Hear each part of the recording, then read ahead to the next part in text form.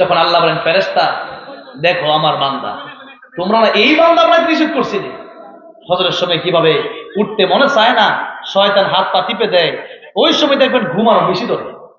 ঠিক না, ঠিক কিনা বলেন?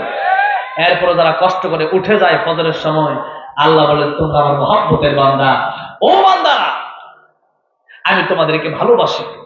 এই জন্য এই মানুষগুলোর ফজর পড়তে মনে চায় না, এরপরেও পড়ে, আর ফেরেশতার পড়তে মনে চায় তাই পড়ে। সুতরাং ফেরেশতার মানুষ সমান হতে পারে না।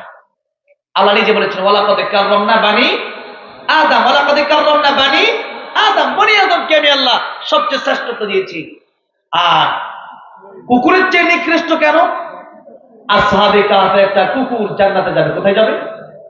আর মানুষ হয়ে যদি ঈমান ছাড়া জাহান্নামে যাওয়া লাগে, তাহলে কি মনে করেন ওই কুকুরটা ভালো না আমি ভালো?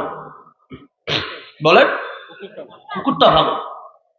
আরেকটু বলি, আপনাদের দেশে গরু ছাগল আছে না নাই?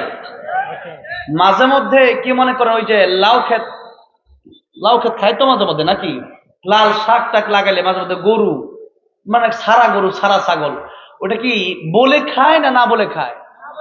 না বলেই খায়। কেন না বলে খায়? সে বুঝে না, এই জন্য না বলে খায়। আর মানুষ যে চুরি করা যে খারাপ, দেখে চোর জানে না? চোর জানে।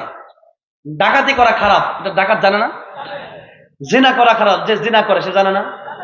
মদ খাওয়া খারাপ, যে মদ খায় সে জানে না? ইয়াবা খাওয়া খারাপ, সে যে খাচ্ছে সেও কিন্তু জানে, এই জন্য পলায় খাচ্ছে, মানুষের সামনে খাচ্ছে না। ঠিক না? ঠিক বলে?